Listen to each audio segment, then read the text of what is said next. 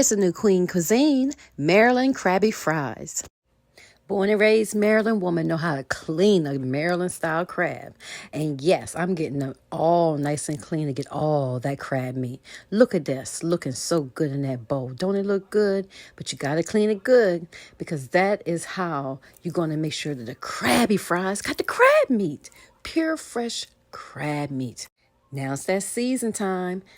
So we're combining some Old Bay seasoning, some onion seasoning, and also a little bit of some Maryland style seasoning. If you get that seasoned crab, you know what that season is about. Sprinkle a little bit of that in. Now you want to make sure that everything is nicely mixtured really good. Oh yeah, I did also add some nice fresh chives in there too for a little mwah. Now I'm adding in the cheese. The cheese I'm combining is Parmesan, mozzarella, and sharp cheddar cheese. Get it nice and mixed into the nicely seasoned crab.